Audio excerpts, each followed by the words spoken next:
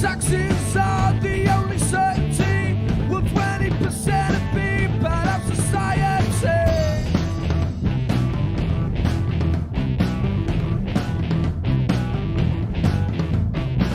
Yes, I have made it on my own in this world.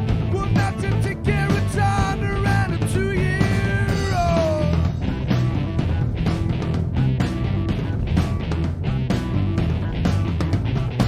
I'm gonna start the old nation and do my own thing, 'cause I will be king. I'm gonna start the old nation with the self-preservation. I'm gonna start the old nation with the self-preservation.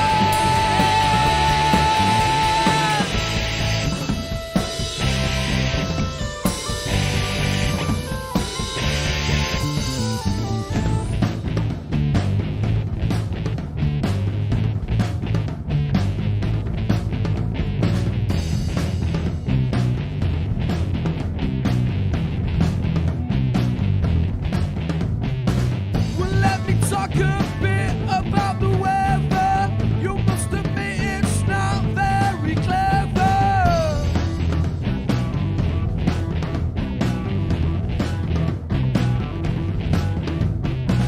Don't get me wrong, it's not an anti-British song. Well, there is nowhere I would rather be wrong.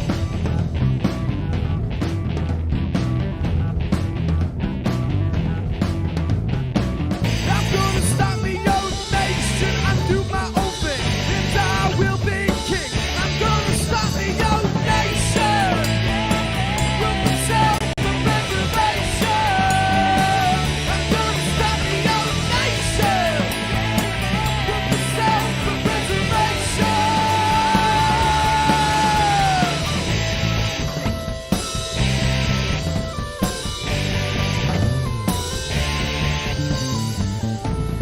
There are just a few things that I would like to say about the UK and how I think it has gone astray. Don't get me wrong, it ain't all bad. I love the crazy fads, like England always buggering up, but you know we're gonna win the World Cup. I'm gonna start the old nation with the self-preservation. I'm gonna start the old nation with the self-preservation.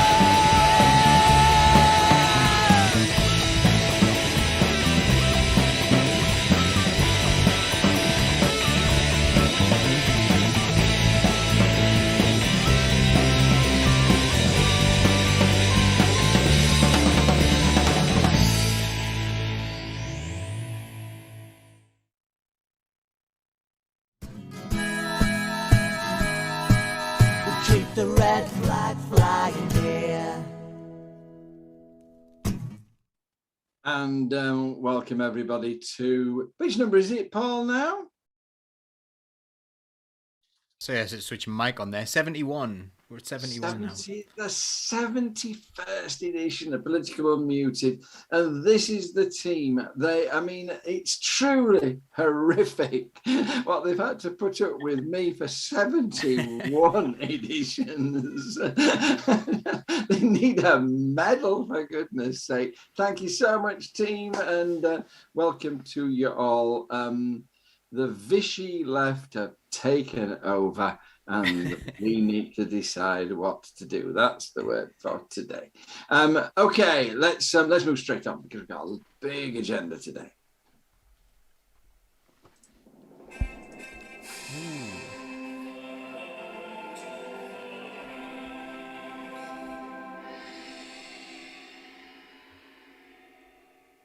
I'm just going to be very unprofessional, and I'm just going to restart my chat stream, which had collapsed whilst I was talking to you. Here we go. Then I can see what you're saying to me. Hello.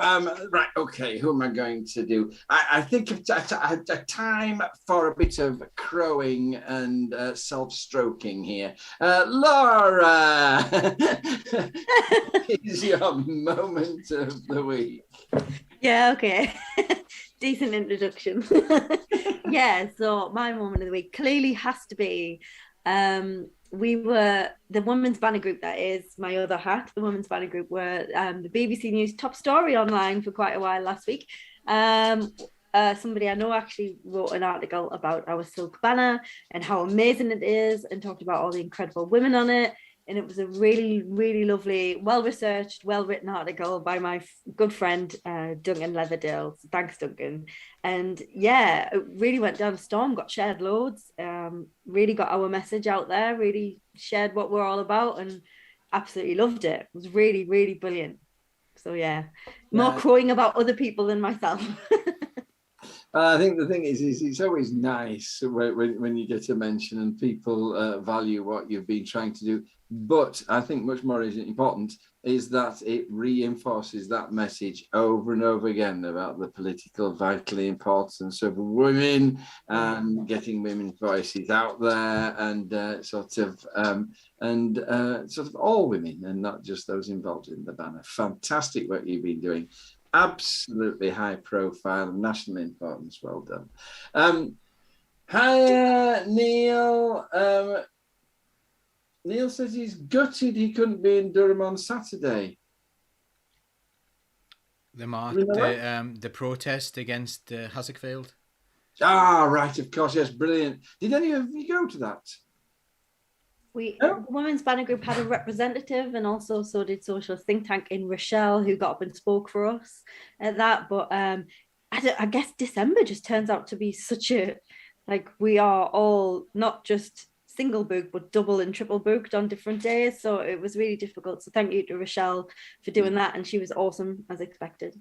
I mean, these people are just so brave, because I have to admit openly, because for health reasons, Barbara and I are just basically not going in crowds. And I've just said no to demonstration after demonstration for 2 years now, and leaving it to other people who feel bad about it. But that's how it is. So these people who do turn up to these need a double pat on the back. Thanks so much to that. Yeah, Neil, me too. Sorry. Well done, congrats to everybody, congratulating the Women's Banner Group.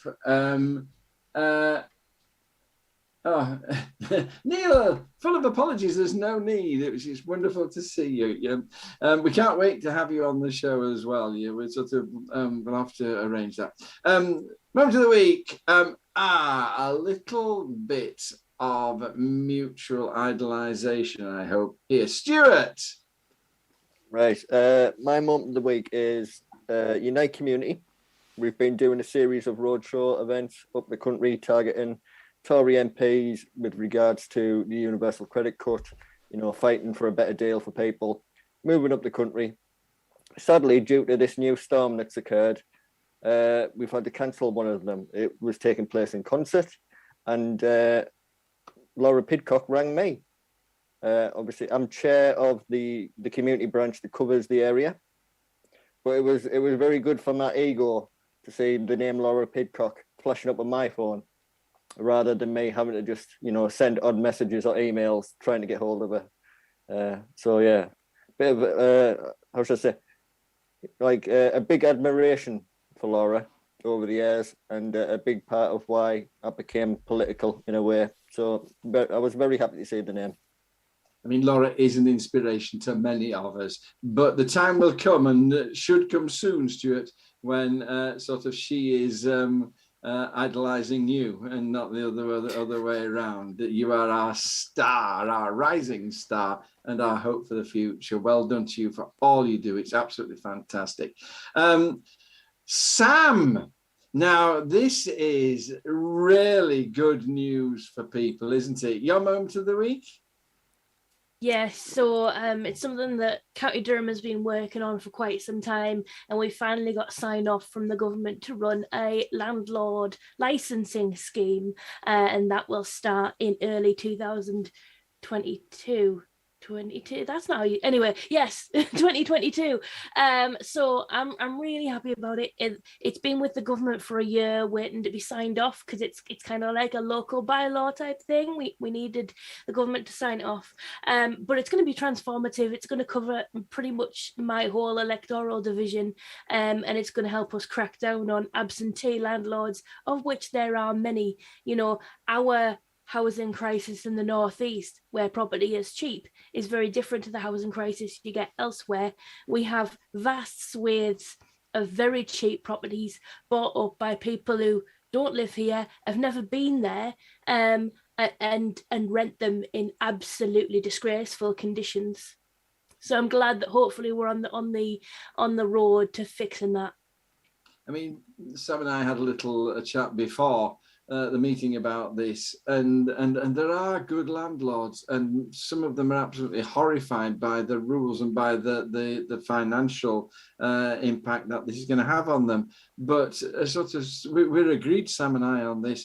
There are just so many rogue landlords, really appalling landlords, and something had to be done. And I think this is a good start. Congratulations to Durham County Council. Congratulations to Kevin Shaw, who sort of thought it up, pushed it through, and well done to him. And thanks, Sam, for bringing it up. And now this is going to be one of these things where Paul, being a young man, finds it hilarious. And sort of the other sort of trendy people will agree with him that it's amazing. And I'm going to sit here a bit bewildered about what's so funny about it. So anyway, here we go. Paul has got a funny moment of the week.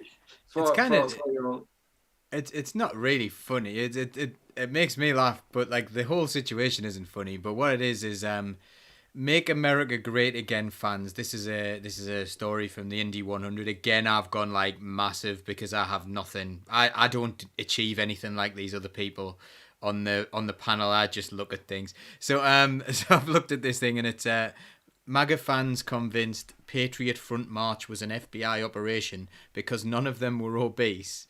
So what's happened is, on Saturday, masked men associated with the hate group Patriot Front marched through downtown Washington, D.C., holding America flag shields and a large banner that read Reclaim America.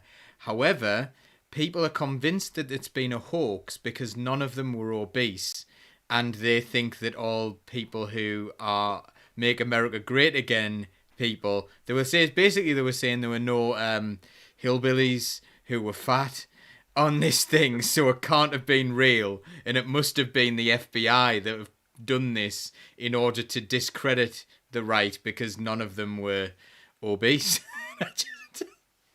This is like one of these things about Twitter or something. They'll look at it and then, I don't know, it's a bit of a self-own by the right on Twitter, this, isn't it? Like, no, we're all a bunch of fatties. That can't have been us. You know, it's just funny. Anyway, it's not funny. It's absolutely awful that they went out and did this march, but it's really not the FBI, is it? I just don't understand it at all. Thank you for sharing that. That's just wonderful. Maybe it's Make Americans Great Again. This is the key, I think. Make Americans Great Again. And I don't know, being serious, do you think it's, is it not just, I realise it tickled your fancy, but is it not just about that dreadful conspiracy theory, which is Facebook, and everything is, there's no truth out there. Everything is sort of questioned, however sensibly or foolishly. Yeah, I think that the way people speak to each other and the way people debate online is bizarre. I think it leads to some bizarre situations like this. So it leads to obviously the debate around what happened, but it helps people organise, and it helps a lot of people with quite extreme ideas, such as, these far-right patriots who don't seem very patriotic, to be honest. They seem to not like the freedoms of certain Americans and so on. But anyway, it's just a really, really strange way to go. But I think it encourages a binary, and I don't know, a few of you might have seen my Facebook post this week where I said I don't like the way the debate on COVID's going, because people who have legitimate concerns about vaccines, which should be answered in a certain way, so people should say, well, I have this concern about this vaccine, and there's this evidence that shows that. That should be, science isn't 100%. Science is never like 100% one way. There should be a little bit of to and fro on whether the vaccine's safe or not, and that helps people understand things. But instead, I know factually that we'll speak about this in a moment, but I know factually that a lot of people who do have concerns about vaccines, this particular vaccine, have been scared to express them publicly because only people close to the government have been given a platform on this. And then it seems to be this binary thing where you're an anti-vaxxer if you question it. Well, no, it's right to question things. Questioning things is the way we should do this. And I think there's a whole online thing where you've got to pick a side and you've got to be one thing or the other. Where really it's like perfectly fine to go, yeah, I think I mostly agree with this, but there are some things I'm concerned about. That should be part of our public debate, and it isn't. It seems to be like it encourages bizarre behaviour. That's sort of, thank you for that comment. It's a sensible thing to come out of it. Leanne Powell's moment of the week, a very successful Christmas gift appeal. Congratulations, Leanne. Sort of well done, and sort of cold toes and numb feet, I'm told, were the result, were the cause of that. And a little debate about Christmas decorations. I do have to say that the dailies have put the rest of us to shame. Not one Christmas tree, but two in one house. Sort of 4 in one house. Sort of Christmas excess rules. Okay. God bless us. We got a second one last year and I thought we were going mad. Okay, here we go. Now it's time for the big story. And the big story was, last week we didn't get round to talking about the impact of COVID and its impact on the NHS and what we thought about it. And I said that we would make it the big story this week. So this is why we've got it. Paul has pithily summed it up as Christmas or COVID, but I'm sure we'll touch on many other aspects of this debate. Here we have something which really is the biggest news, I think, for sort of decades, maybe even centuries in British history, and sort of massive impact across a whole swathe of things. And it boils down to will Boris give us a Christmas? But Stuart, talk to us about the Christmas or COVID and the impact of the pandemic on us and on Christmas. Well, it feels like we're in a bit of an endless cycle where we've all seen this before, haven't we? We've all been sat here before waiting on Boris to make a decision on whether we can have a Christmas or not. And we've all sat here knowing that the NHS is going to be wildly underfunded and is completely underprepared. And I mean, the real crisis is that we've not learned a single thing in government, have we? We saw this coming.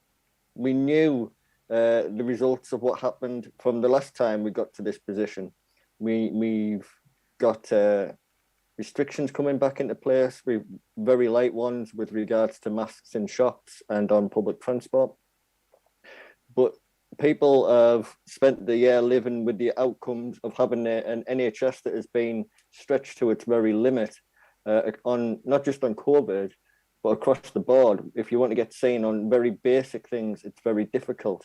Getting blood tests is very difficult. Cancer outcomes have just hit rock bottom.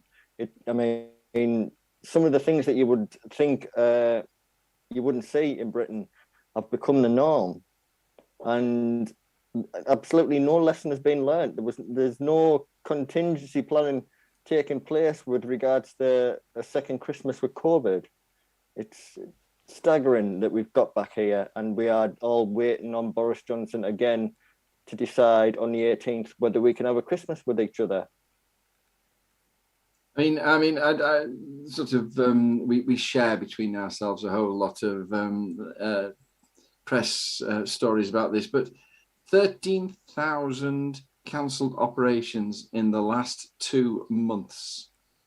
One chap rang up his GP 261 times and still didn't even get through. Never mind, was refused a meeting.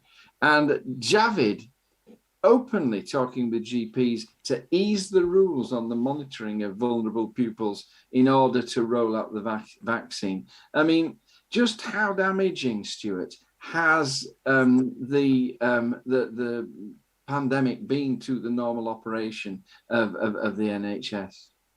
I think it certainly accelerated issues that we were going to come up against anyway, with the cuts to funding and the kind of direction that the Conservative government had for it.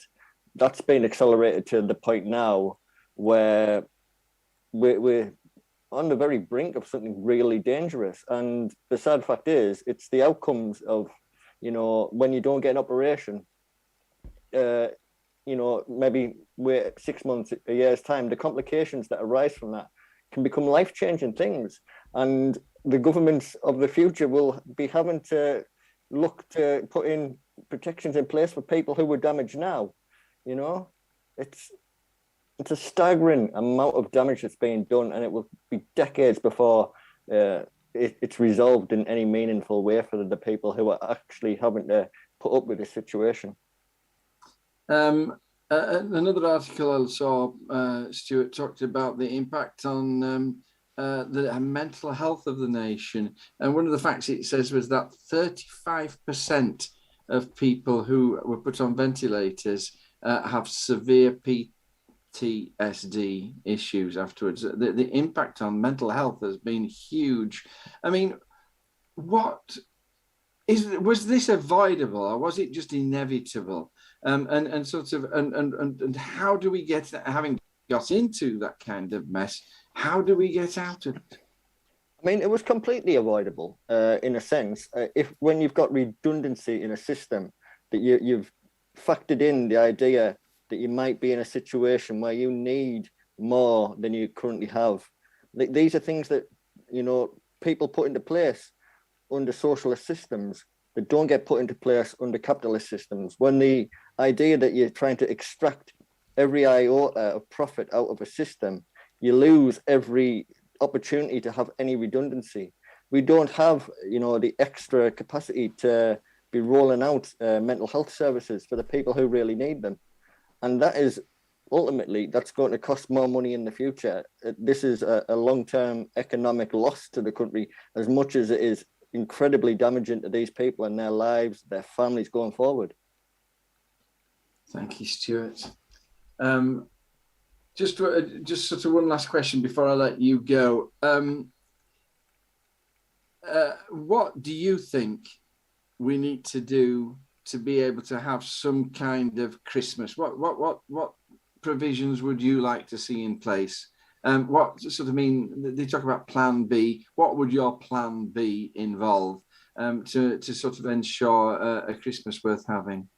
I mean, we've got experience now of what a mid-level lockdown's like, where you were going into restaurants and with masks, and you were limited numbers, and unnecessary meeting places were out of bounds. We can look at ways to reduce the kind of contact we have without completely destroying the idea of Christmas.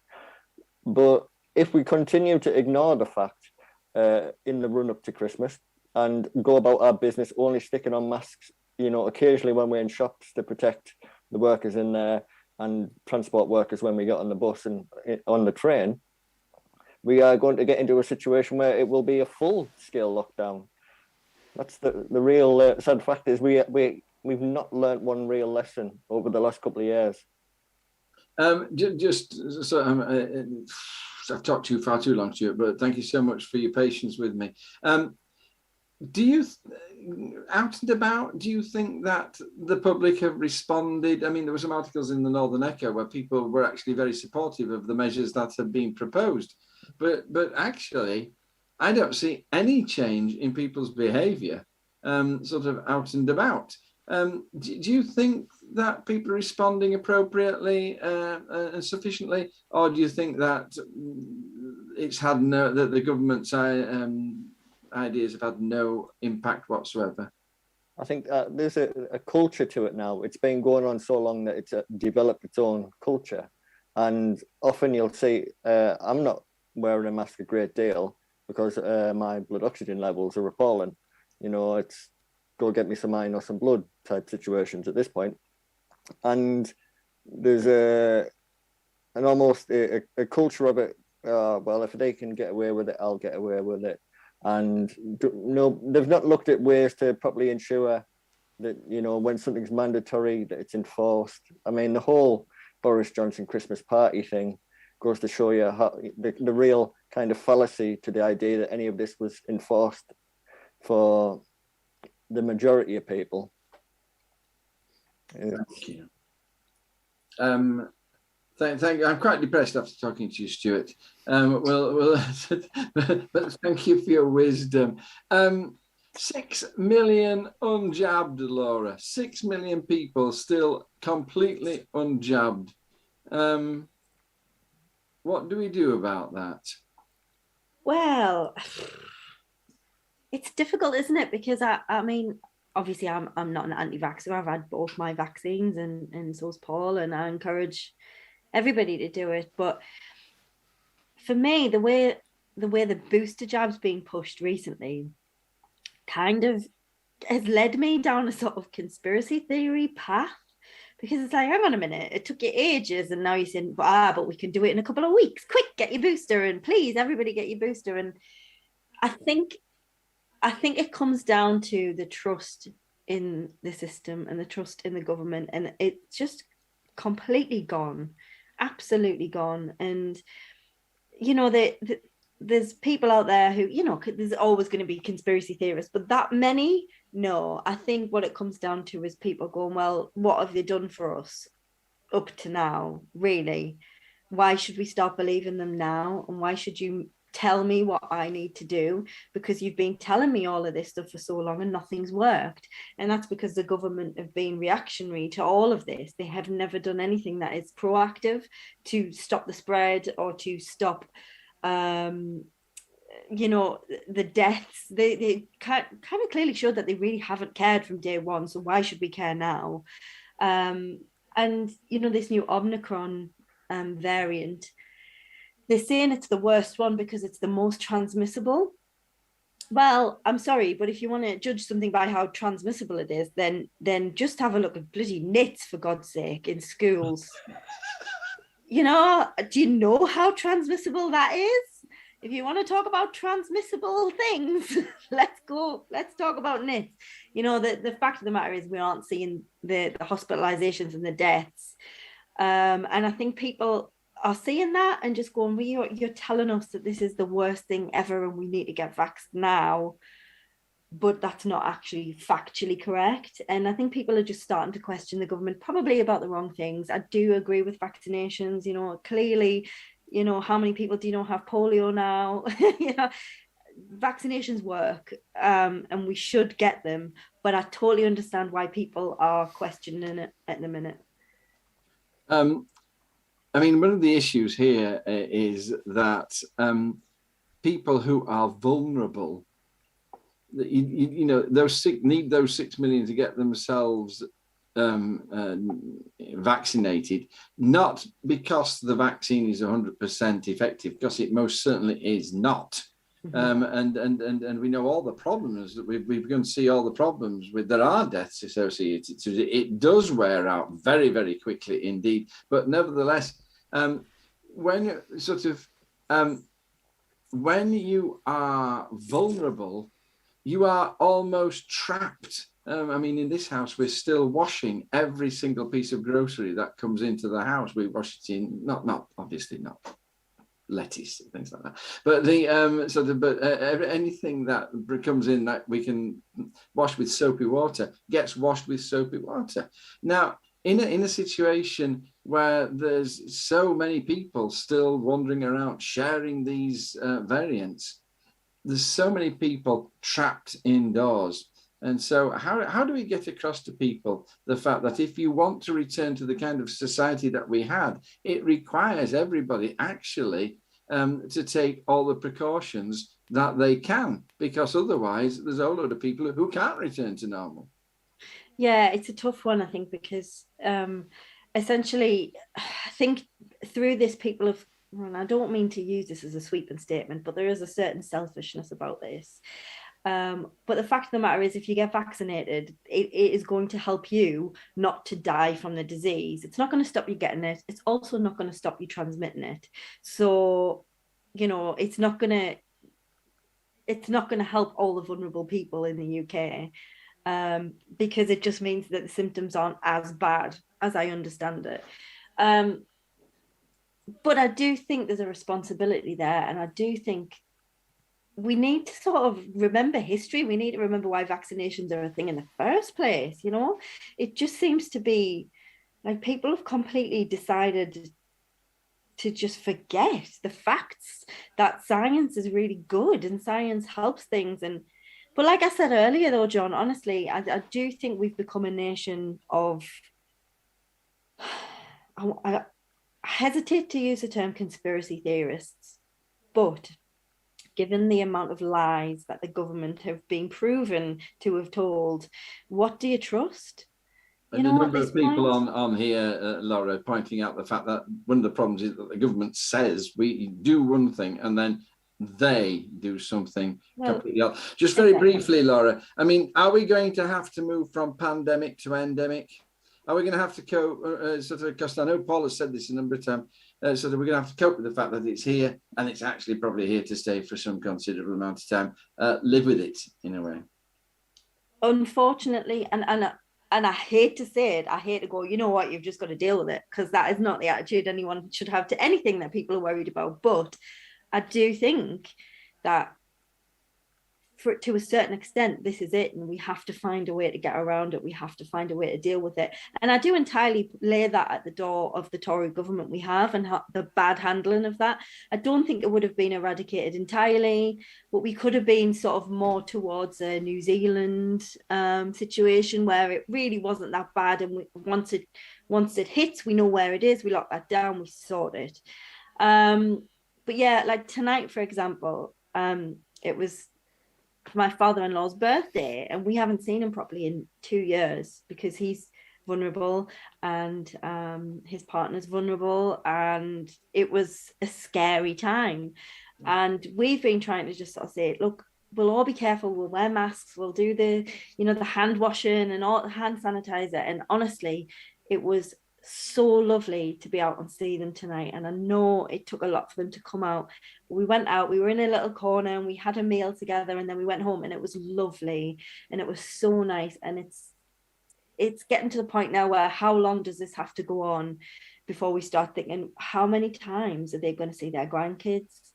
Yes. You know, if we don't start coming out of the woodwork and start going back to a new normal, it's never going to be as normal as it was, and nor should it be. You know, people need to be more aware of how easily they can send diseases around the place, you know. But I think, yeah, unfortunately, this is kind of it. There's always going to be another scare. There's always going to be another reason for the government to go, hey, look how amazing we're doing. We've made you all lock down again. But they only lock down the fun stuff. You've still got to go to work. So, Thank you. A number of nails hit on the head there. Sam, I mean, what's the situation in County Durham? I mean, I'm reading that the North East is one of the hardest hit areas in the country. What's the County Council doing about this? I mean, are you happy with the response in the North East in County Durham?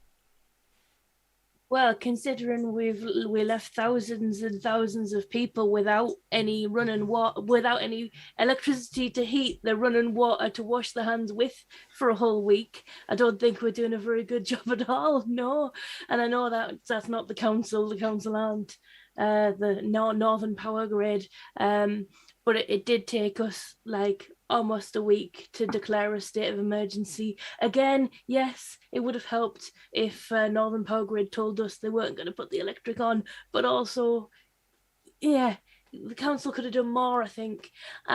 So I don't know really what the council is doing. They are sending vaccine buses round. I know that. I know I get a weekly email from the leader of the council giving me some statistics. But I feel like yeah, we definitely do need to think about what we are doing and can we do more considering our prevalence is so high, and is it linked to vaccine rates or not? I'm not sure what the data is on that. So it's a worry. I was talking to people today about it being a worry because we're so fixated on deaths that we're not looking at what other long-term effects might come from COVID infection and long COVID and people developing conditions that look very much like chronic fatigue syndrome after they've been infected with COVID, and what's happening with the kids, because basically we've created schools as this sort of infection chamber.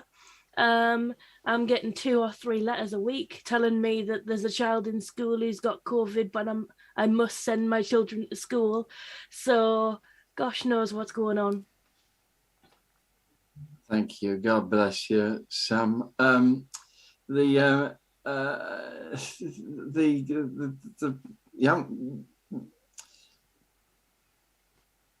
What do you think the council should be doing then?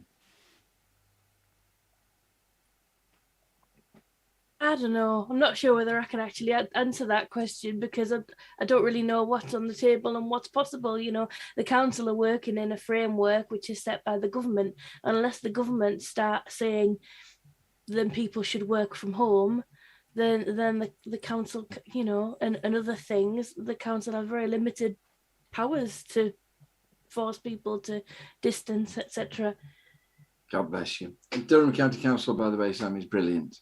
And you are brilliant, and thank you for all you're doing. I got slightly distracted before that last question, and you'll appreciate that when I asked it, I forgot what I was going to ask.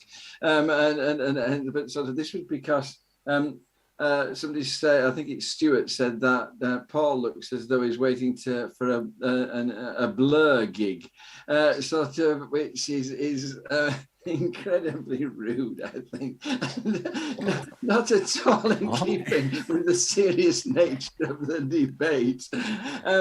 Paul, close it up for us. Is really some people saying, Tim Dredge here, mandatory vax? Should we make it like Greece? Mandatory? Should we force people? Do we need to tighten up on our lockdown rules like Stuart was suggesting?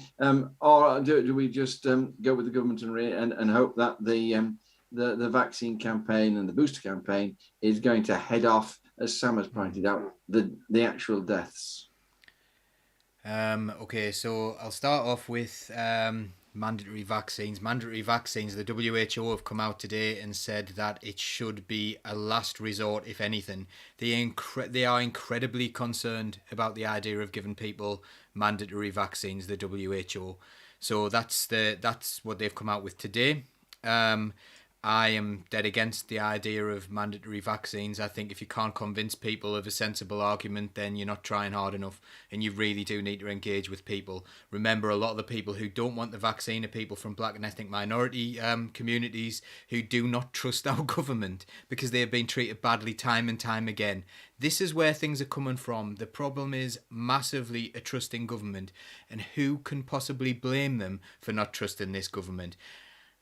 We have had a healthcare crisis every year since 2010. We know this. Every winter we have this awful, awful winter, and it got worse and worse and worse and worse. I think it was 2014 when Jeremy Hunt was the secretary, and it was a really, really awful year where they didn't have enough beds in the NHS. There's an absolute disaster.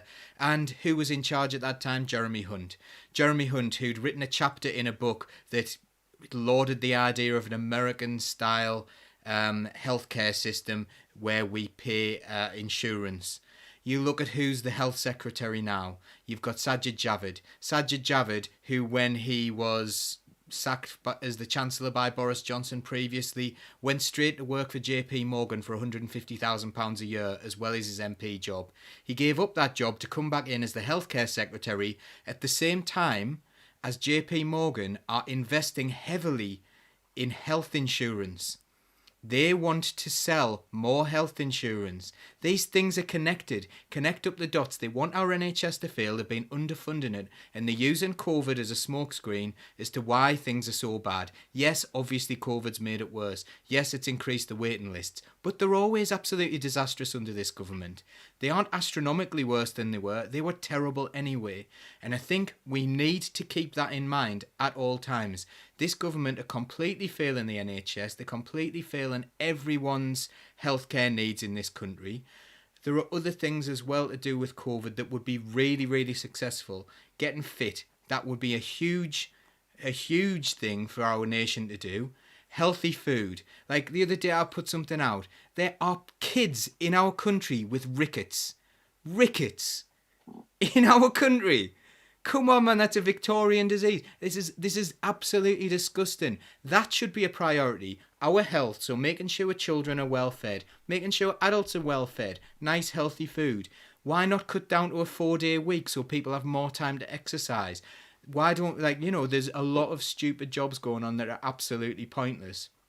Why was it that some people were exposed to this and just had to get on with it, and other people could sit in a house and just be like, actually, I'm not going to take any risks during COVID? We have a completely unequal society. These things need to be addressed. I don't think people arguing about whether or not there should be mandatory vaccines is going to help us resolve that crisis, because I think that is exactly what the government want. The government want us fighting amongst ourselves. They want people who are really, really worried fighting against people who are really, really worried, because we're all really, really worried. The people who don't want the vaccine are really worried about what the vaccine's for. A lot of them saying it's to make Pfizer money. The people who haven't, who are worried, who want to take the vaccine, might easily be worried about dying from COVID. These are both legitimate things to care about. We should be talking to each other, we should be working together, and we should be improving people's lives together. We've got to take this government out because they are absolutely appalling. We will have a private healthcare system very, very soon by stealth. So let's concentrate on those things. Let's concentrate on what they're actually doing. Let's not let them off the hook because of the way they've botched this COVID crisis, because it's actually helped them. There was a minister the other day that was caught in private saying, oh, brilliant, our polling might get better because we're on safe ground with COVID. Probably because Labour aren't exposing that at all.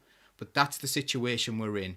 The most important thing for the health of our country is getting rid of these people who don't want to see our health improve at all. They've absolutely botched the entire pandemic. It is endemic now, by the way. It is endemic in the population. That is how it is and as it stands now. So in a way, we do have to, the big virologists are saying it's going to come around.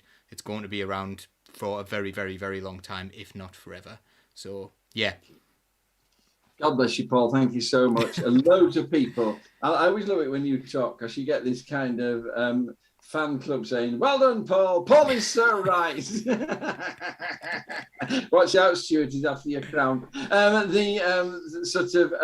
Thank you for all your comments as well. I've been trying to keep track of them while we've been talking. Jane Strange, really not sort of agreeing with Paul that this is to do about the broader condition that we have and bigger issues of equality and inequality going on in the country, as well as just about the medical things. And can I just thank Amelia Wishbone and Mia Mantry for some super comments there. Lots and lots of lovely things, which I'm sure Sam will pick up in. Right, okay, well, I've completely messed up the timing. We're now 9:45, and we've got 1/4 of an hour to do, and we got 3 questions. So what I'm going to do now is I'm going to make a chairman's decision, 5 minutes each, and I'm just going to ask one person to talk about each one, and we'll just have 3 5 minutes go. If people, you can't resist making a comment, just sort of interrupt, and we'll see what you've got to say. Sam, no, Laura. Oh yeah, unite. disestablishing the Labour Party and taking funding from the Labour Party. What do you reckon to that? Well, first of all, I think the reporting of it has been, as per usual, a bit over the top. They have said Unite have pulled all funding. They don't want anything to do with the Labour Party. Actually, that's not true. What they're going to do is they're going to pay the affiliation fees only. 1 million. I think amounts to like $1 million or so. Which is a not unsubstantial amount of money. However, it is nowhere near Unite's usual contributions towards the Labour Party, which I think exceeds 4 million. The reason for that is that Sharon Graham, the new General Secretary, has said she wants to spend the money on more working class issues for working people, which is exactly what you would hope a trade union would spend its money on. And when we were fighting to get a government in who cared about working people and raising the rights of working people, then yeah, absolutely, there's a reason to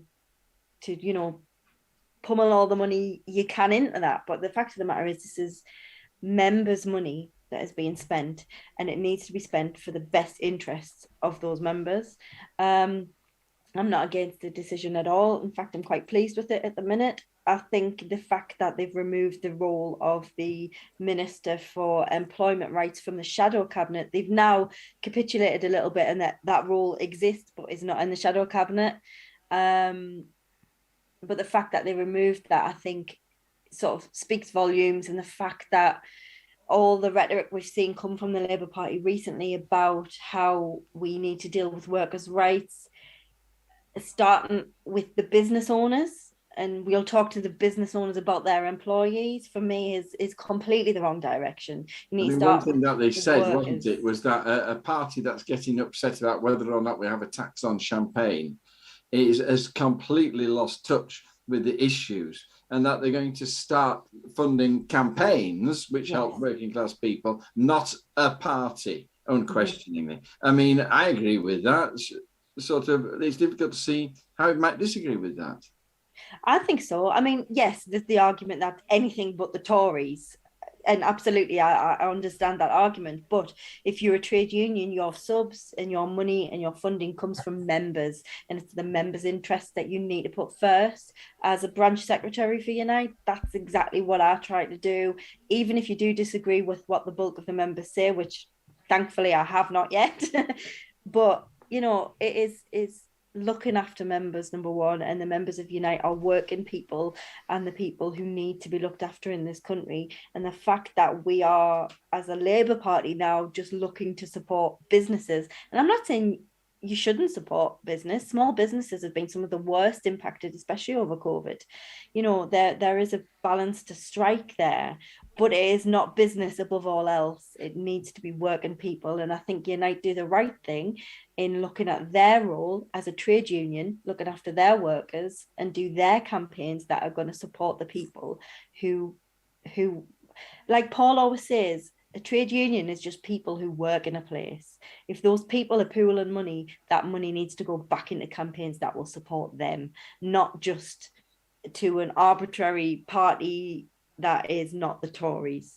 That shouldn't be how it works. I'm going to break my rules that I set myself in. I'm going to talk to Sam for a little while. I can't remember the name of the chap, the Labour chap who's the Mayor of London. Can somebody help me out here?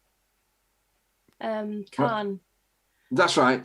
Now, one of the reasons given by Unite was the fact that Sadiq Khan has been critical of striking workers, campaigning workers in London.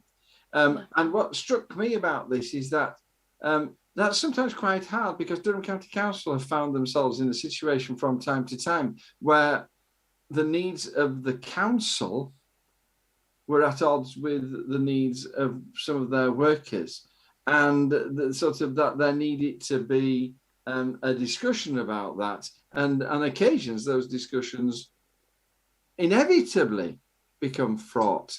So I wonder what you thought about this. I mean, do you have some sympathy for Sadiq Khan in his position? and sort of some therefore questioning what Unite had done on those bases. Well, it's funny in the examples that you give, because the Durham teaching assistants strike was one of the things that made me want to be a county councillor, so that I could be involved in scrutinising decisions like that very, very harshly. Because I think you've got to look at the fact that the Labour Party, is meant to be, has always been, the political wing of the trade union movement. And if the Labour Party isn't seeing eye to eye with trade unions, there's something very wrong going on. So I do think, especially now, right, it's not easy to strike. Right, it is so difficult to get a valid strike ballot. You've got to get over 50% of your members to vote, and then they've got to vote by a majority of over 40%, something like that, which is very, very difficult. So if a trade union has gone to all of that effort and actually won a strike ballot, then I think it's very difficult to see how people can disagree that is obviously the will of the members. I don't think Sadiq Khan should have said what he said on Twitter about the RMT. He didn't have the same thing. It wasn't. I mean, yes, it's the City of London, but they weren't his employees. He didn't have that same type of vested interest. We've exercised discretion. Thank you. Discretion, absolutely. Just before we move on, I want to talk briefly to Stuart, because you're closely connected with Unite community. Do you want to say anything about this issue? I'm actually quite excited. I mean, obviously, as the chair of a branch that wants to campaign more and wants to get Unite into the communities and into schools more, having money delivered to you to be able to do that, that's the key that unlocks so much for us. So that's really exciting for me. Thank you. And last question, back to Laura. I was on Facebook, and one of the people commenting there called Unite's decision yet another example of the left prioritising a push for control of the Labour Party over getting Johnson out. Comment? I know exactly who that was. Okay, so the thing about this, right, is that people need to have a bit of a clearer understanding of what the left is. The left haven't moved. We are where we always have been. It is the centre ground that has moved and has pushed us further left in people's thinking. Actually, what we are is a group of people who want to see the best for the many, for as many people as possible, as trade unions do. The trade union movement has been founded on collectivism, on doing what is best for as many people as possible. That has never changed. Yes, please, God, let's get Boris Johnson out. But we're not going to capitulate and go, let's just throw money at anybody who might be able to get Boris Johnson out. And it comes back to this same argument we've had time and time again on this show. Is it power over principle? You know, what is the point in having principles if you don't have any power? As our ex-MP has said previously, actually the argument should be, what is the point in having power if you don't have any principles? Then all we're offering is more of the same. And that is where the whole thing comes from. I'm not going to bother to vote because they're all the same. Trade unions are not the same. We are not a political party. We are for the people. And that is exactly where we should be. This is not a tactical game to remove funding from the Labour Party. This is just directing our priorities in the right place. Putting money where it's going to have an effect, which is what we ought to have been doing for some time. Thank you very much, Laura. Really good. Sam, let's talk very briefly about inflation. Sort of, are we all going to be impoverished? They're talking about household costs going up £34 a week. How do you cope with that if you're on £70 a week? I mean, sort of, what's your reaction to this continued pressure on household spending? Yeah, absolutely. So the news is that next year family spend's going to be up £1,700 a year. Things like margarine are going to go up. The good news is things like pigs in blankets are going to go down. Not sure about that. Well, Barbara will be delighted. She loves pigs in blankets. Barbara, just listen to that. Let's have a reaction on the tried comments. pigs in blankets the other day, but that's another discussion. And that's because there's energy prices skyrocketing, and the shortages of goods for reasons, and government support for businesses isn't as plentiful as it was now that the pandemic is hopefully drawing to a close, or it doesn't feel like that. I mean, everybody I'm talking to, so I'm part of the town council as well, and we run a hospitality venue. The manager comes to us and says, look, I literally don't know what I'm getting in my delivery from one week to another. I'm ordering things and they're not coming in. I got given like one cask of beer from the brewery and they said that was it, there's no more. And then I was talking to the man who works at the local newspaper today, and he was saying they've been told their printing prices are going to go up through the roof. What gets me, right, is whenever you talk to people about raising wages or, you know, putting more protections in place or raising taxes, they say, oh, well, we can't do that because that'll mean prices go up. But prices are going up anyway. So we've got to decide what do we want? Do you want to live a life where you can afford basic stuff? Because if you want that, we're going to have to put wages up. There's no way around it. It's so depressing. It's so depressing that quality of life is stagnating so much. We're living in the future. We're living in the future. And, you know, if you transport me and my husband back 20 years, with the jobs that we've got now, we'd have a really nice standard of living.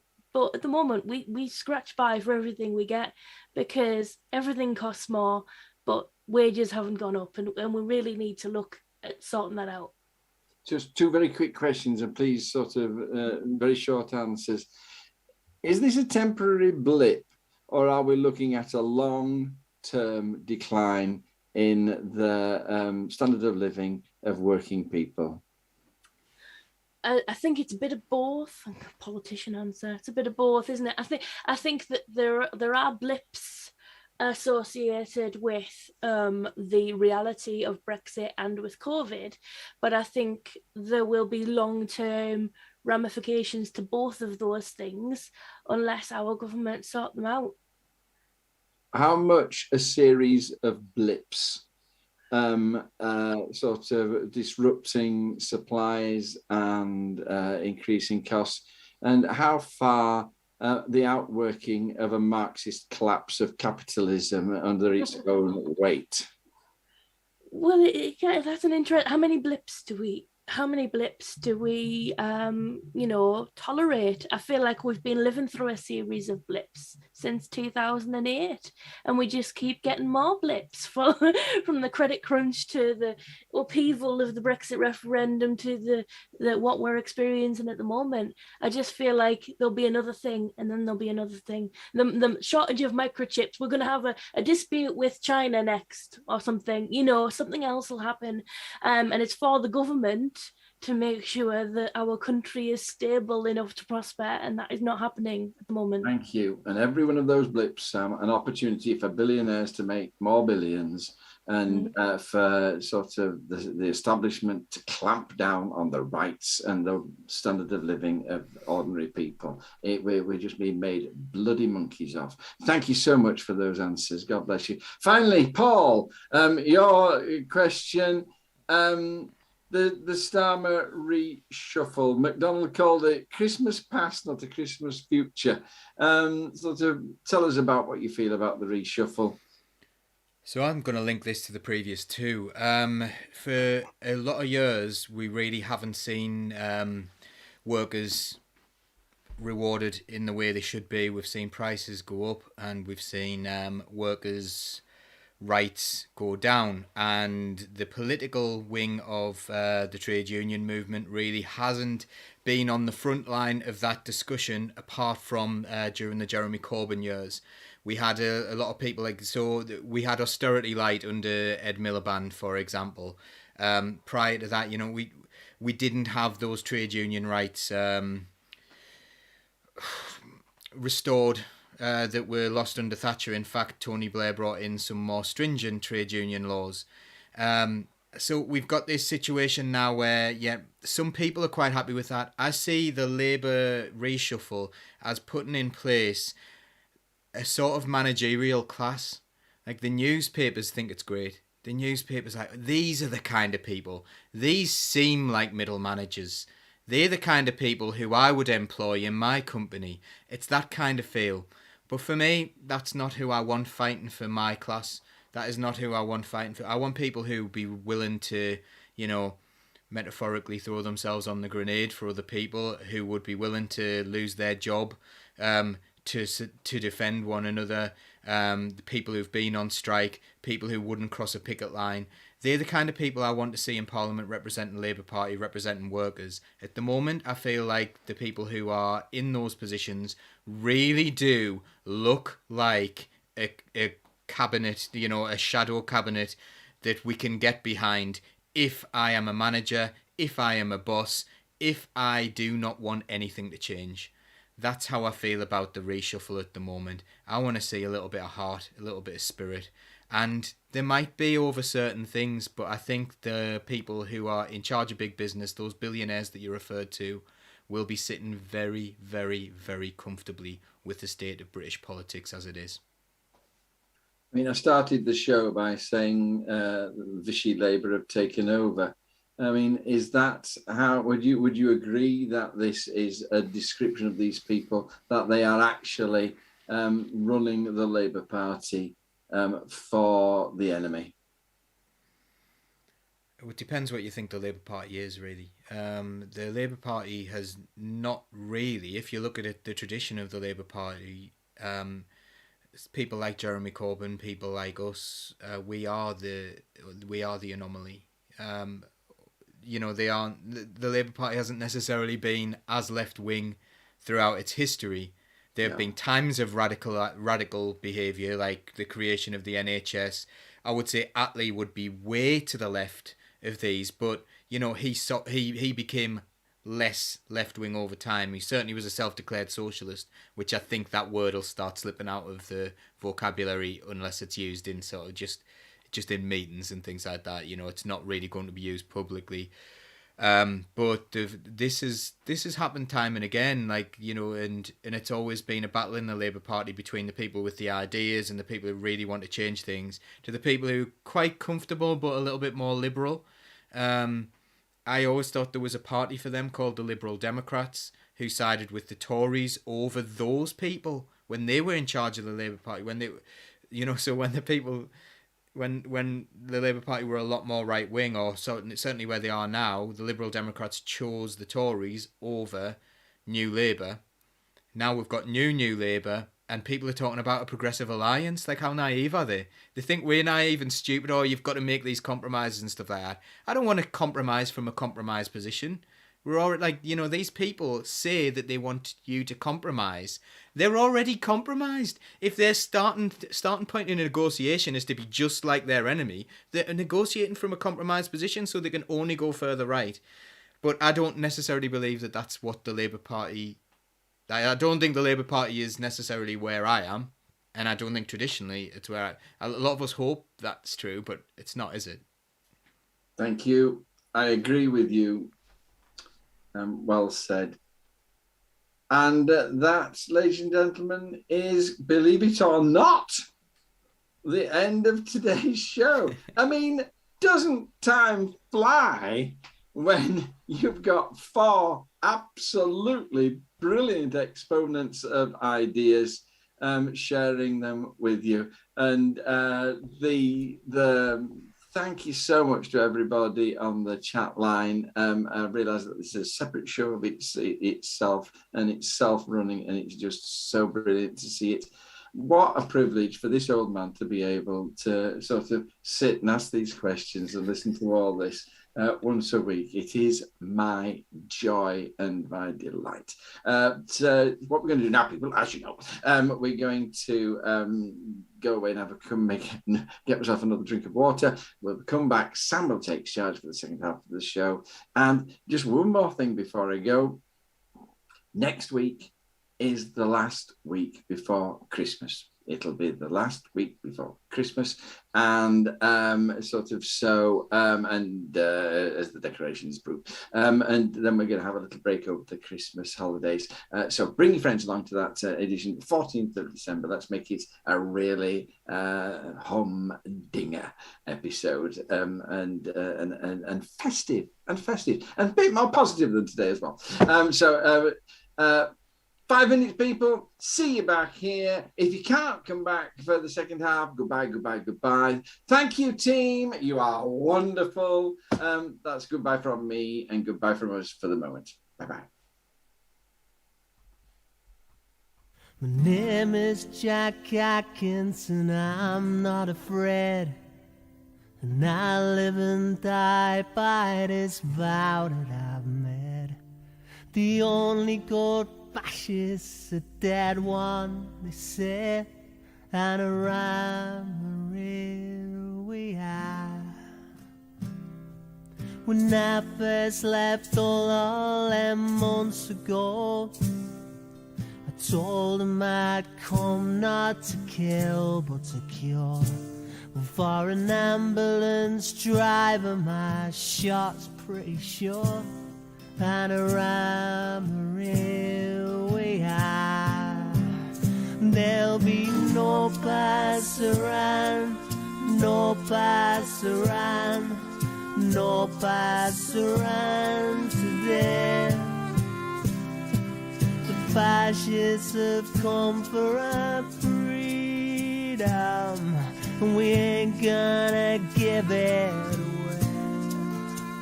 There'll be no pass around here today.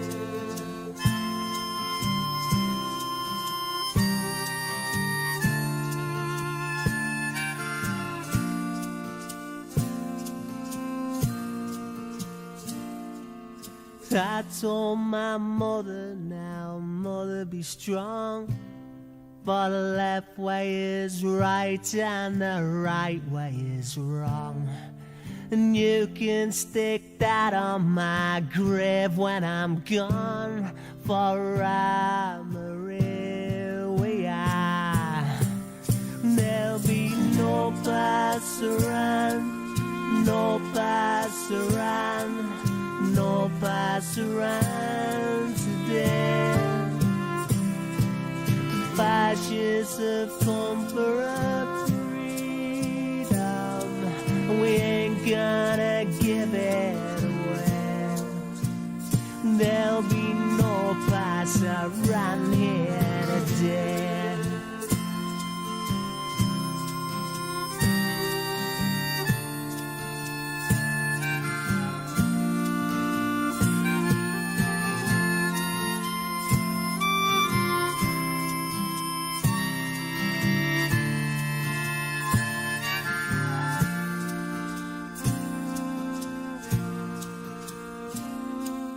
Cast may be cast, and the cast may be cast, but you armies of darkness, you best do your worst.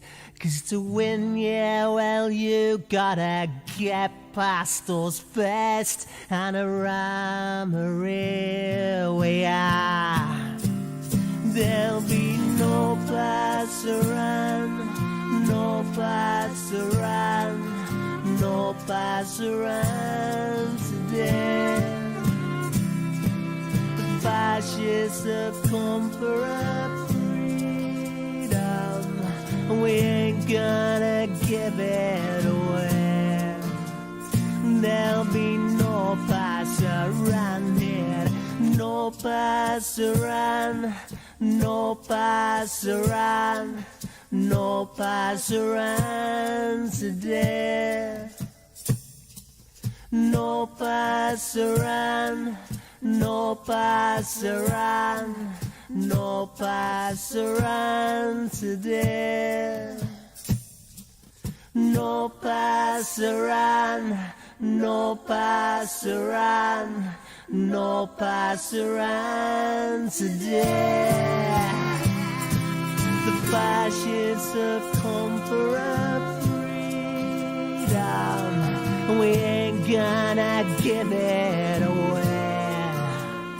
There'll be no pasaran here today.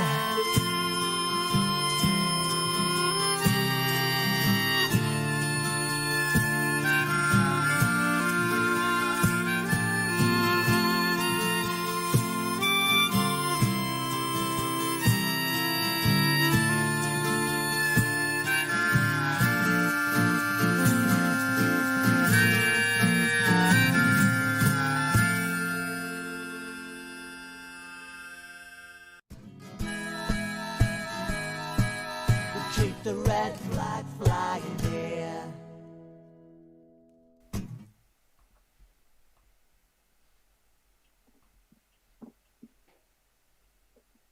It's me. It's meant to be me, isn't it? Oh, well done. Smooth. Hello, everybody. Welcome to the second half of the show where I obviously don't know what I'm doing, but it'll be fine. Nobody knows what they're doing, apparently. The government don't. It's fine. And we have just had some fantastic comments today. 162 comments and 15 shares on my screen. That's no, loads more than that. My screen is taking a lot, like there's more than 50 shares. Let's put it that way. My screen is slow because I've had it open for the whole program. So yes, thank you. Neil Terry agrees with Paul regarding vaccines. He said, I agree, Paul. I was at an event last week where someone was asking about vaccines. The person I was with, they were instantly dismissed as an anti-vaxxer. I discussed it with her and she was simply hesitant and not sure. And I think the objections that Laura brought up about it, take it and being really quick to develop, those are all really quite easy to talk through with someone. When you realise that this disease had more money thrown at it than everything else ever. Mia said she had questions about the vaccine, even though she's always been vaccine positive. And she's had a second jab, even though she was nervous. The fear is understandable, even though she knew she wasn't sure whether having the vaccine was the right decision for her. It's really hard when you get people who've really thought about it, and they're people who've had COVID. Maybe they've even had the test and proved that they've got antibodies and they are otherwise sort of fit and healthy, and they've been forced to have the vaccine to keep their job. You just think, why is it? You can really empathize with those people, can't you? Interestingly, we're a bit of a global outlier with how quite a lot of countries are now mandating vaccines. I am really not positive about the idea of vaccine mandating vaccines, but I've had all mine, and even if I have to have 15 of them, I'll have 15 of them. I don't mind. They're free. I like free things. Go on, Paul. Looks like you're thinking about something. No, it's just kind of the whole thing's just a bit odd. Like, firstly, I would say about people being like Neil's friend, for example. No one changes their mind by being called an idiot. It's like, I think this. Well, you're an idiot. Or in that case, I've entirely changed my point of view. It just polarizes people further. There needs to be discussion. There also needs to be understanding in science, like in what science is. Like, this whole following the science thing was incredibly dangerous because science will tell you different things. Science is the balance of probabilities in things like in this kind of study. We think on average these vaccines are safe. That doesn't mean they're entirely safe for every single person. They have caused blood clots. We know that. The makers of AstraZeneca have even said they know why it causes blood clots now. but you're not allowed. Like it's like you're not allowed to talk about that. You're not allowed to talk about any of the negative sides. And if people feel they can't express a negative, then they're forced underground almost, and it's like, well, your opinion doesn't matter. And that is honestly happening with scientists. There was a GP that's been quite outspoken and said, hang on, I'm not quite sure on these ones. Like, and there was the evidence that the company that did the Pfizer vaccine trials, they did something dodgy with the results, didn't they? Like, you know, it was in the British Medical Journal that they had, I think, maybe cut a few corners. Like, don't like that.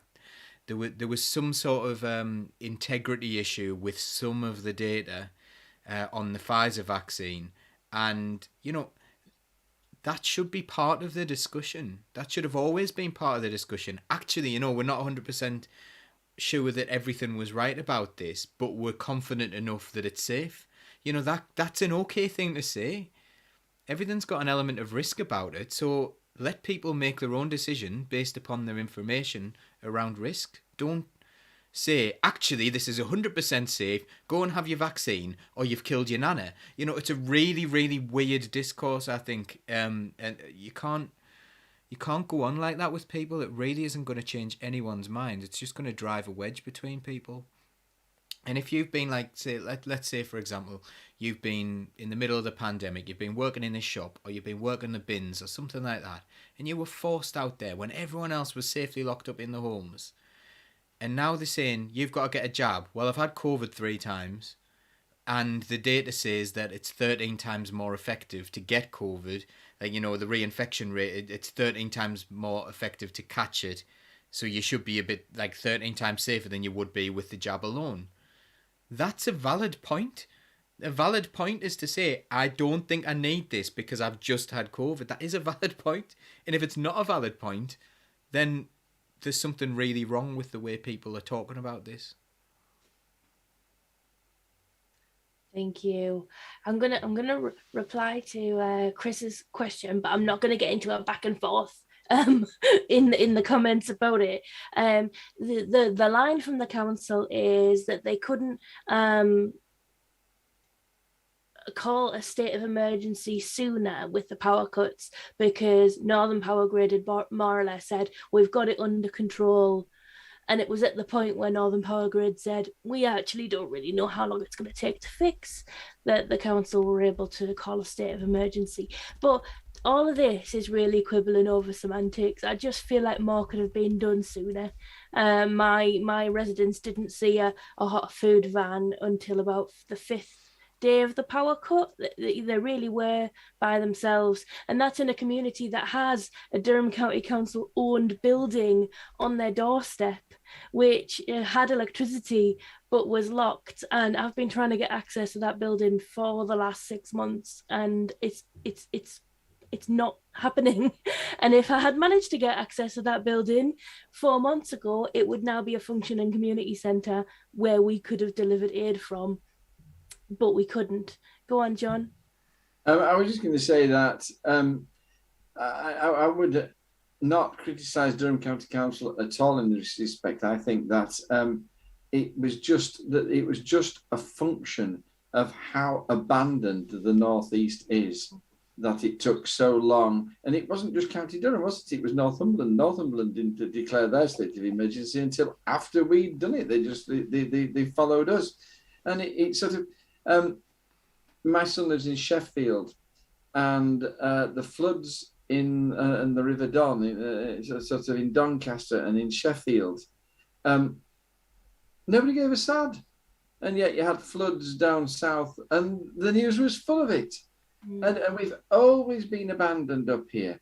And it's simply a fact that the government, it wasn't anything to do with Durham County Council. It was a government which just didn't care enough to throw the kind of attention at it that they needed to. They just really, it didn't dawn on them just how much of a crisis it was and how they needed to act much better. And it just makes a nonsense of this shite about levelling up. They have no intention of levelling up at all. They could not give a silly sod about us. And Storm Arwen was just another proof of that. And in fact, I think Northern Power did as well as they could be expected to do. I think that Durham County Council were monumental. Northumberland County Council have been brilliant. People in communities have demonstrated what makes the North East special. The only failure through that, and the big failure, was our useless unequality government. Okay, fair enough. Let's get back to some comments. Stuart, hang on, Sam. Stuart had his hand up. I disagree. Like, I can't disconnect the idea that a political leader, like the leader of a council, couldn't have come out on day one and said, this is an emergency, somebody bloody help. You know what I mean? For all the... I take issue that didn't happen, that there wasn't that, you know, effort and action, at least just to make the statement, because they didn't want to upset, you know, the government in power. They didn't want to disprove that levelling up didn't exist. Sam went out and you championed the idea that there was destruction, you know, that needed tackling straight away. Stuff's been going on.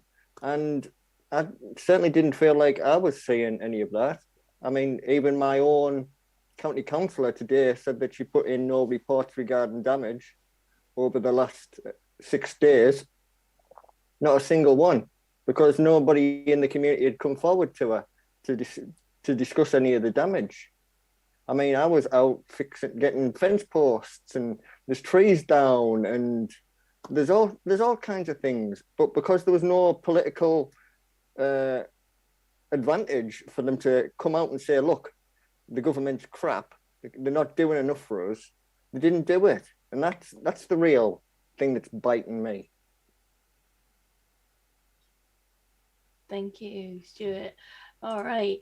We were talking about the pandemic again, and Tim said the whole thing, you know, we're talking about this Christmas being an avoidable tragedy. The whole thing is completely avoidable because they had a pandemic preparedness report exercise Cygnus and they totally ignored it. So if they'd actually done that, that would have been a huge thing. Amelia, I assume she works in the NHS. She says, we're advising people they'll be seen quicker if they go private. And John's lovely Barbara says she's just received an appointment for eye surgery after waiting almost 2 years. This whole thing about waiting lists, you know, I think waiting lists are a great way to privatise healthcare in the UK, isn't it? Because people who can afford to get things seen to sooner will, and it's a real problem. Here's something, and I'm sure John will have an opinion on this, and maybe Paul will too. Us educators. Amelia said, and this was going to be my moment of the week because it was the news today. That the news was all children have fallen behind in their education. Now, if everyone has fallen behind, then no one is behind because they're all in the same place, right? So my belief is that learning is something that happens in someone's brain. It's not something that happens to you by an external force. And children are programmed to learn. So I think that school should, when it is doing its job, is a structured and stimulating place where learning happens in a very good way. But it's possible to learn outside of a school, and children, if looked after properly, will teach themselves things because they're hardwired to learn stuff. So it's interesting. If all of the children have fallen behind, John, have any of them really fallen behind? Well, they have fallen behind other year groups. They haven't been crammed with the vast majority of useless facts which our national curriculum demands they be crammed with. I love your idea that they haven't actually stopped learning. They've just been learning different things. I'm very negative about what goes on in many of our schools. I think that the majority of what we do to children damages them. sort of some children it damages very much indeed. I think that most of what they have to do is jumping through hoops to get yourself onto the next level. I can understand the fact of that, but really, I can't blame those children who call the system and just say it's all bullshit, because most of it actually is. The other day I was saying that whenever the snow fell in Newton Aycliffe, actually I call the snow day. We got the children out playing in the snow. They get precious few opportunities in this global warming. Learning does not happen in a classroom with a teacher dictating notes to the children, and we have to move away from that. That doesn't say that I criticise teachers. A lot of the teaching that goes on is brilliant. Many of the teachers are really supporting their pupils, but the truth is that people learn what they need to learn when they need to learn it very, very quickly. You know, so all that they will these children, if they're bright, they will very quickly accumulate what they need to accumulate to get on to where they want to get on, and they'll probably do it much faster than they would have done being taught about various things in the classroom that they have absolutely no use for. I'm just going to witch on a little bit. I've got a couple of people who are close to me talking about homeschooling as well. And one of the advantages of homeschooling over school schooling is school schooling. The children move around and they learn what they're supposed to be learning in hour-long lessons, sort of completely out of sequence with no connection between those lessons. And one of the joys of homeschooling is that if it's being done properly, those children can actually go deep into a subject and it has some kind of continuity, and very often it has some relevance to their lives as well. So have the children suffered from not being in school? Probably a lot less than you might actually think. However, children have been damaged, and I don't think anybody is paying enough attention to this. I remember that when Saddam Hussein launched his Scud missiles at Israel, every child in school was significantly scared that this would end up being the end of the world. They were terrified about what was happening there. And I think that we've not even begun to plumb the depths of the psychological damage that this pandemic has done to our children about their view of the world and how it works and what their future is. And add to that the very real problems of global warming, which is obsessing some young minds unhealthily, I might even point out. Sort of, my golly, those children need support, and they do not need it, Sam, in terms of catch-up lessons where we cram a few more facts into their heads and call it catching up. And by the way, I read an article in the newspaper today which said that the firms delivering those catch-up lessons are 90% behind on their schedule. But sort of, we do need to give them care and support and help them work through in their minds the meaning of what's been happening and how they can grow and flourish and come to terms with and move forward because of and in spite of this dreadful pandemic that these poor children have had to live through and have been scared and disrupted by. Is that enough of an answer for you? Thank you, John. Yeah, and interestingly, you know, children and adolescent mental health is one of the areas that has not had any extra sort of funding in terms of COVID recovery.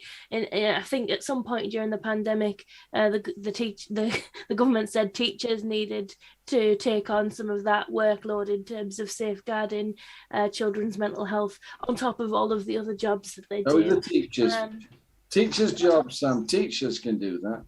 Yes, so it's a real worry to me. It's a real worry to me. I've got my children are highly likely to need some kind of adolescent mental health support at some point in their life, and I'm absolutely certain that when we need it, it will not be there for them. And there's a vast majority of those cases where children are suffering with anxiety and depression.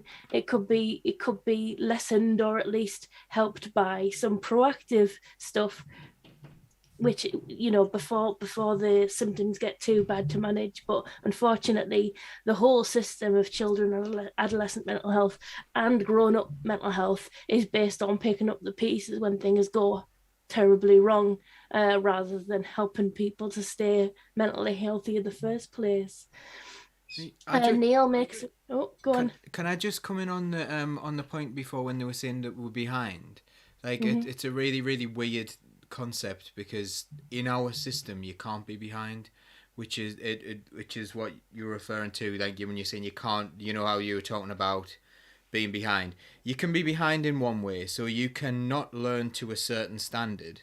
But that's not the way our system works, and it never has been, which is why the whole government since 2010, or even before that really, has been quite a stupid examination system, where the primary SATs would dictate the secondary GCSE results. So if, like, what they would do is, if 70% of people were getting a grade 4 above in primary school, then 70% of people would get a grade C and above in GCSE, regardless of the quality of their work and their ability. Now, when they came in with GCSE 1 to 9, they tried to change this by making the tests harder to make people have to achieve a higher standard. But they kept that, we call it a zero-sum assessment system, in place.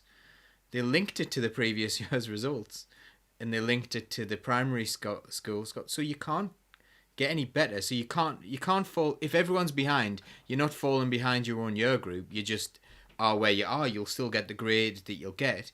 Whether you are up to the standard to go to university and things like that, that's a completely different thing. But I would say the curriculum itself is just, it's crap. You know, it's like, as a maths teacher, I give them a paper, and all I'm doing is teaching them how to get things wrong. You know, it's like how to be mentally resilient enough to get half the paper wrong and still do okay. Like, you can get, on a higher paper, you can get practically half of it wrong and you'd get a grade 7. And you can get 80, so you can get like 20% of it wrong and get a grade 9. You know, which is the best of the best. So the best of the best people can get 20% wrong. You know, and then it's the same in the foundation paper. It's around half marks for a grade 4.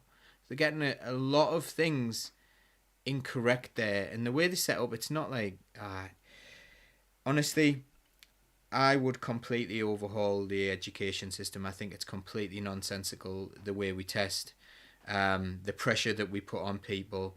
What is it even for? You know, when you leave, like, I remember seeing an assembly from someone, this really enthusiastic middle leader, going, you know, he's a head teacher now, actually. Most of the children now, most of the jobs that the children have now in the future haven't even been invented yet. So in 10 years' time, most of the jobs that will be in existence in 10 years' time haven't even been invented yet. Like, there was going to be this whole new world where every job was different. Well, to be honest, I think working at Tesco was invented then. And, like, you know, you're getting all these people who are really well qualified going into jobs that they don't need the qualifications for. And we're seeing, like, you know, we're seeing all sorts of really, really weird outcomes for people who've been to university. So we need to have a good think about what we're doing things for, why we're doing things. I think everything should be put into preserving the planet. Everything should be that should be our goal as a nation. So that should be the spine running through education. It should be R&D. Everything should be in that area. Who can, you know, address climate change the quickest? What can we do to change things? And then things have a purpose. And it doesn't mean everyone has to go into that job, but it would mean that there would be something running through your curriculum. But there isn't. So let's not worry about it, eh? It's never going to change. I coming back on what you said there, Paul, I was watching with Barbara a program the other day about, it was one of these the factory where they were making gingerbread men, and sort of they had these amazing people who were hand painting the decorations on the gingerbread cutouts.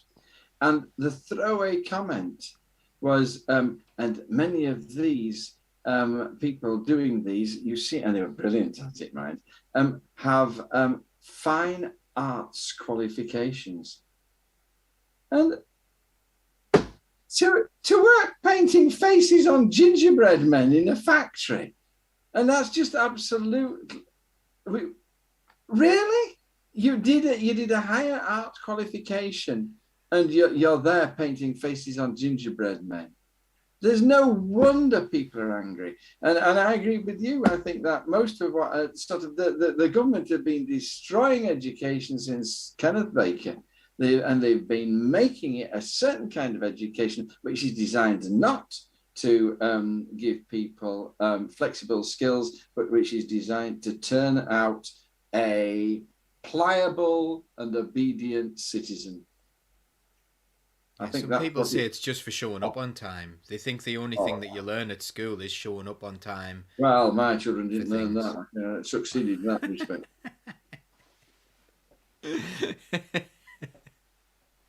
Well done. I find I also had the talk of, the job you're going to go into, it doesn't exist at the moment, so you've got to keep your options open. But then, like now, I mean, I'm not anymore, but recently when I was looking for jobs, I found that all of the jobs that didn't exist when I was 12 had also developed very, very specific qualifications that I had to have in order to access them. I spent the last sort of 15 years of my life on social media and managing social media for a massive amount of array of different companies and organizations. But I don't have a qualifications degree, a communications degree. So I was unqualified to apply for a communications job. and if I did want a communications job that didn't require one of those qualifications, I had to go for like an internship, which is no good for somebody with a family who needs to be paid proper money. So it was really disheartening when I realized that it wasn't just the case that I could just be awesome and then an employer would go, you're awesome, you know loads of stuff, let's get you in. Bit disappointing. Did you say Amelia says AI will, yeah. AI will affect future jobs in lots of ways, I think, Amelia, and as automation, I mean, this is one of the things at the moment, right? So I was talking about buses yesterday, and one of the reasons we've got problems with buses in the northeast is because Amazon have opened up loads of warehouses, and loads of people who were driving buses have gone over to those kinds of jobs, and the type of people who might have been trained as bus drivers have gone over to those kinds of jobs.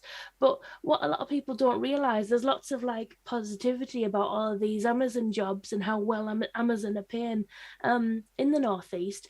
But what a lot of people don't realize is the business plan of Amazon is to like run their warehouses entirely by robots sort of within the next 5 years. So those are not jobs that are going to hang around into the future. And yeah, they might put you through a warehouse and qualification so you're fit to work in another warehouse, but they won't be Amazon. They won't have whatever it is that you probably whatever that attracted you over there. So that's a bit of a worry for the future. Speaking of worry and technology, did anyone see that the thing this week where it said world's first living robots can now reproduce, scientists say? Did you not see that? Okay, I'm going to read it. This is from CNN. The US scientists who created the first living robots say the life forms known as xenobots can now reproduce in a way not seen in plants and animals. Formed from the stem cells of the African clawed frog, from which it takes its name, xenobots are less than a millimetre wide. The tiny blobs were first unveiled in 2020 after experiments showed they could move, work together in groups, and self-heal. Now the scientists have developed them at the University of Vermont Tufts University and Harvard University's Wyss Institute for Biological Inspired Engineering said they have discovered an entirely new form of biological reproduction, different from any animal or plant known to science. Yeah, so they're starting to breed these living robots that they made out of frog claws. Like, this is a setup of a horror film, isn't it? Like a sci-fi horror. So yeah. And Neil says it's called Raw Babies. What? Robo babies, maybe. Robo babies. Yeah. Sounds too much like jelly babies to me. Let's not make them sound like jelly babies because they're terrifying. Kind of mad. It's like, and there was that. People do some weird things. There's like the Wuhan lab thing. Did you hear about that one as well? No. So there's a new. I'll have to find the news source that reported it, but they were saying that the Wuhan lab that was the Wuhan lab where they said it might have escaped from the coronavirus. They had approached an American firm apparently, and I'll have to get the link up as well so that they know where the source is. So this isn't me just making things up. This has come from a news source, and they had approached an American company for funding. I believe it was around 13 or 14 million, and what they wanted to do was to go into a bat cave, harvest some coronaviruses, take them back to the lab, use batified mice being mice that they have made more bat-like genetically, in order to create a coronavirus that is more infectious to human beings. And then the plan was to go and release it back into the bat cave from whence they came. Now, where is the logic in doing that? The company who released this did not take them up on the offer of giving them the money to do this. Makes you wonder though, doesn't it? I'll have to find that link now. Still struggling over batified mice, to be honest. Why do we keep and messing making with things? coronaviruses more transmissible amongst humans? Oh dear. It's like a Bond movie, isn't it? What you do is you're creating the disease, so then you can make a lot of money out of selling the antidote. I mean, I'm sure that's been a Bond movie, hasn't it? Yeah, this was in 2018. So I'm sorry, I'm gonna do something really, really weird here, which is share an article from the Telegraph just to prove that this is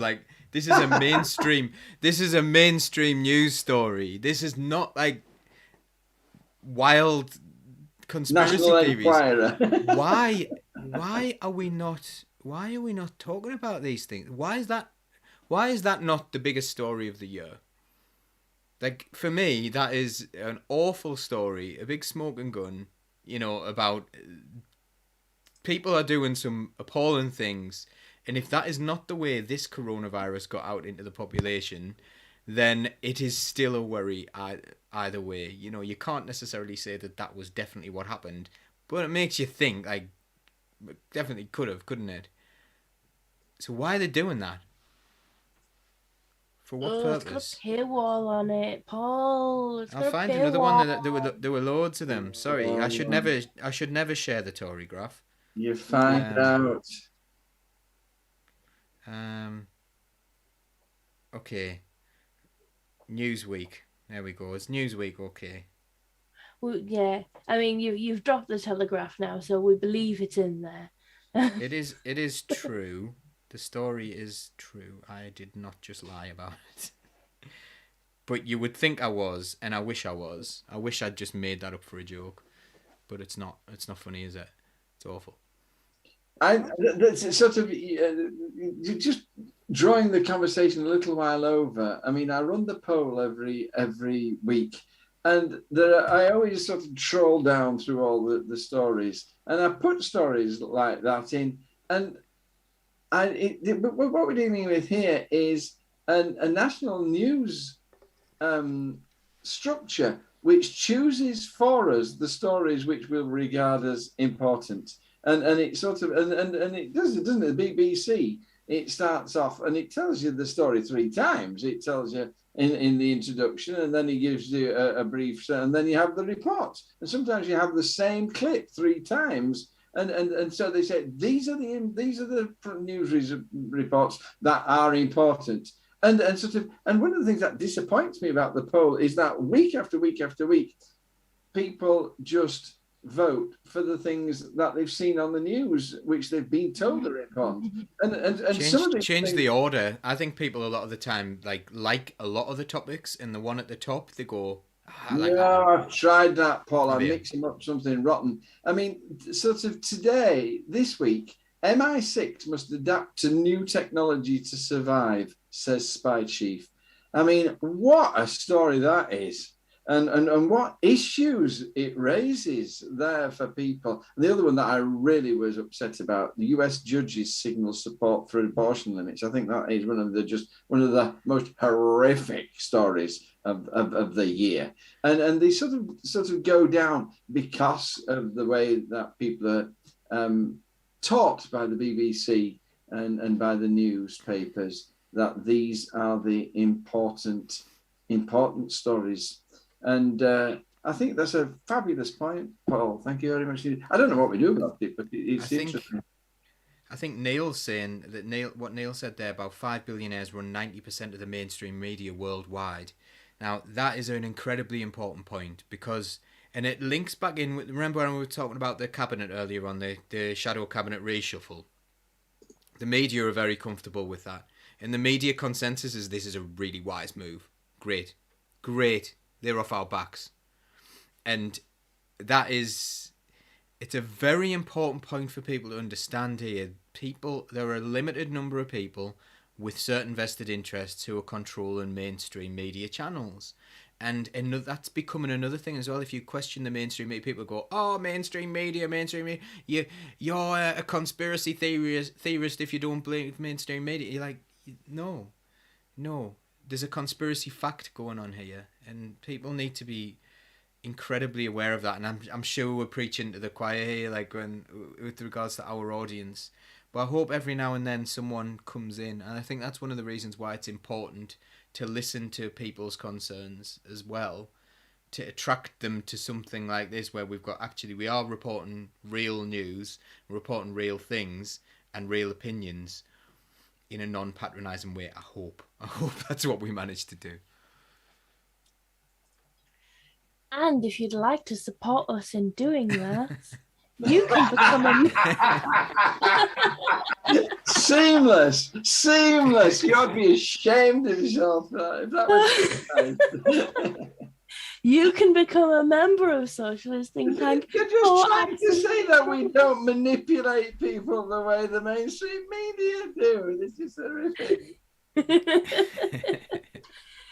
If you want to support us even more in not manipulating people, you can give us some money and we'll be more efficient at not manipulating people. But there's no obligation to do so. You can also go and see the other groundbreaking, non-mainstreamy, newsy things we've been doing on YouTube and on Facebook and on whatever podcast app you use, because there is tons and tons of content that has been created by Socialist Think Tank over the last year. Gosh, it's been a wild ride, Paul. You really must slow down. We have slowed down a little bit. Socials Night Live hasn't been on for about a month, but it's coming back. It's coming back on Saturday. You have big plans. Do you want to shout out for anything you're doing? Laura has the plans, but Laura has had to go and see if the kids are awake. So yes, that will be the way. Never mind. You can shout out another time. We're back to that. We are going to do one, I'm going to work on a special on labourism, which is really interesting. Ralph Miliband was dead into labourism, and the idea of there's a political ideology which is labourism, which, funnily enough, Ralph Miliband, father of David and Ed, was really anti the Labour Party. So a lot of people think that we are just 100% pro the Labour Party, but it'd be very interesting to hear other perspectives and learn some things there. So we've got something. I don't know when that's going to be. It's going to be sometime in the long term, but it will be good, that one. It will be interesting.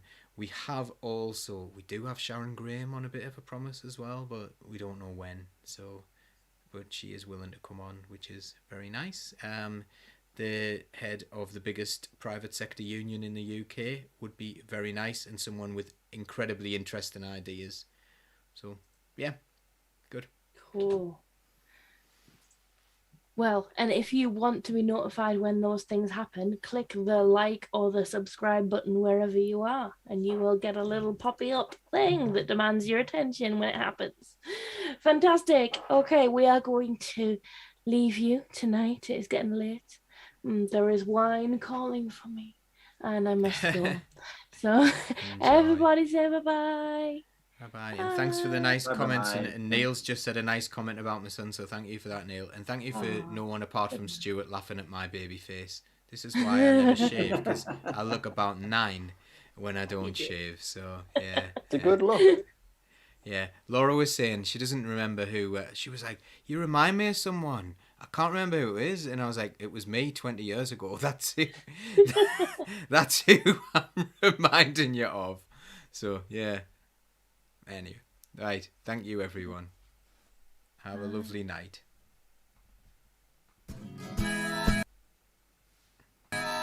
Keep the red flag flying here.